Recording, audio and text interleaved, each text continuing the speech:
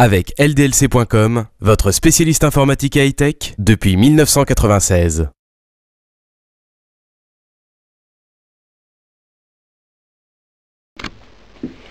Bonjour, pour cette nouvelle vidéo, on va faire un petit déballage du Deepcool Ice Warrior qui est un des derniers radiateurs de la marque. Alors il ne devrait pas tarder à être disponible en France. Normalement les autres devraient suivre aussi, on devrait en savoir plus rapidement. Sur le dessus, une petite poignée pour l'emmener en LAN. À l'avant, un X transparent qui permet de voir à l'intérieur qu'il y a un X sur les ailettes. Alors pourquoi? Tout simplement parce qu'en fait il est allé à l'école du professeur Xavier. Ici un peu de propagande comme d'habitude. Sur le côté une photo, ici quelques informations. Et là toutes les caractéristiques techniques qui ne sont pas imprimées. C'est très original. Les dimensions sont notées là, mais c'est vraiment écrit en tout petit. Par exemple, on voit qu'en tout il fait 156 mm de hauteur. Pour le poids, on ne sait pas. Alors on va ouvrir la boîte.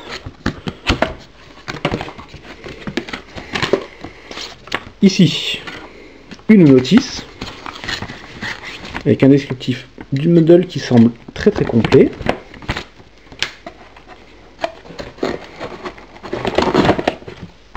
Alors là, qu'avons-nous? Le ventilateur, donc c'est un 120 mm, et comme tous les derniers produits de chez Deepcool, c'est un cadre souple. On peut appuyer un peu dessus, au toucher ça se sent. La finition est très propre, le câble est très long, c'est du PWM, et il est gainé. Ensuite, une protection, et on découvre le radiateur, avec le logo de la marque et un X sur les ailettes.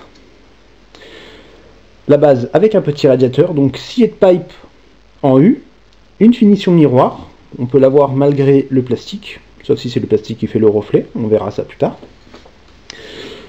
Là, le côté, la finition est très propre, on n'est pas au niveau de certaines marques, mais c'est pas mal du tout.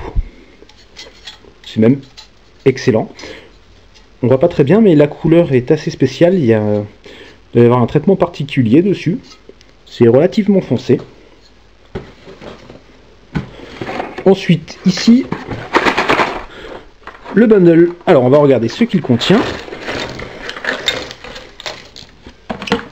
Alors, nous avons les différentes plaques de fixation.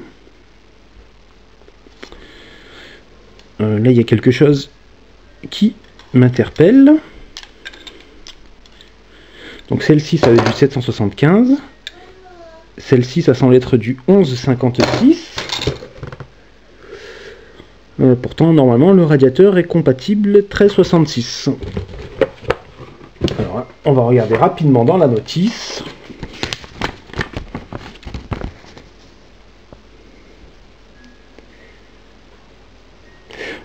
Pour le 1366, il faudra tout simplement utiliser des vis en fait. Pourquoi pas. Ensuite, nous avons un Molex qui permet de passer en 7 volts. La visserie avec un petit tube de pâte thermique. Alors, c'est vraiment petit. N'ayons pas peur des mots, c'est un peu du foutage de gueule parce qu'en plus, il est quasiment vide. Ici, un Molex.